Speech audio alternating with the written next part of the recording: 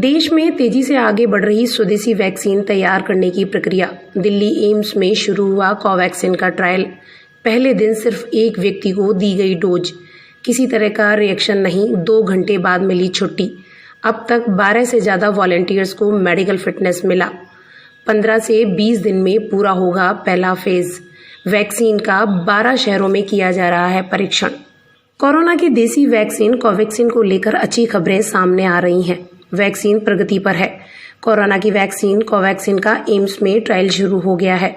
यहाँ से अच्छी खबर यह सामने आ रही है कि जिस वॉलंटियर को इस वैक्सीन की पहली डोज लगाई गई उसे किसी भी तरीके का कोई रिएक्शन नहीं हुआ। 2 घंटे बाद उसे अस्पताल से छुट्टी भी दे दी गई। एम्स में ट्रायल के principal investigator doctor Sanjay Rai का कहना है कि ट्रायल शुरू हो गया है और अब धीरे धीरे ट्रायल में वॉलंटियर्स की संख्या बढ़ाई जाएगी। डॉक्टर संजय राय ने कहा कि ट्रायल का पहला फेज सेफ्टी के मायने से बहुत ही महत्वपूर्ण है, इसलिए हमने वैक्सीन के बाद मरीज को अगले 2 घंटे तक ऑब्जर्वेशन में रखा। अच्छी बात यह रही कि उसे किसी भी तरीके का कोई रिएक्शन नहीं हुआ। डॉक्टर ने बताया कि वॉलंटियर्स को एक डायरी दी गई है जिसे उन्हें मेंटेन करना है। अगर उन्हें कोई दिक्कत होती है तो उसके बारे में लिखना है। उन्होंने कहा कि वॉलंटियर को फॉलोअप के लिए 7 दिन बाद फिर बुलाया जाएगा, लेकिन इस बीच में अगर उन्हें किसी भी प्रकार की दिक्कत होती है तो वे कभी भी आ सकते हैं। यही नहीं, वैक्सीन टीम के लोग फ़ोन के जरिए उनसे संपर्क में रहेंगे और रोज उनसे हालचाल लिया जाएगा। राहत की बात यह कि कोरोना वायरस के लिए स्वदेशी वैक्सीन तैयार करने की प्रक्रिया भारत में तेजी से आगे बढ़ रही है। भारत बायोटेक और जायडस कैडिला की वैक्सीन का 6 शहरों में मानव परीक्षण चल रहा है। भारत बायोटेक की कोवैक्सीन को भारतीय चिकित्सा अनुसंधान परिषद यानी ICMR और national institute of virology NIV के साथ मिलकर तैयार किया गया है। इस वैक्सीन का 12 शहरों में परीक्षण किया जा रहा है। जिन अस्पतालों में इसका परीक्षण चल रहा है उसमें दिल्ली और पटना के एम्स और PGI रोहतक शामिल हैं। हैदराबाद, पटना, कांचीपुरम, रोहतक और अब दिल्ली में कोवैक्सीन के परीक्षण शुरू हो चुके हैं। इस वैक्सीन का परीक्षण अब नागपुर, भुवनेश्वर, बेलगांव, गोरखपुर, कानपुर, गोवा और विशाखापत्तनम में भी किया जाएगा।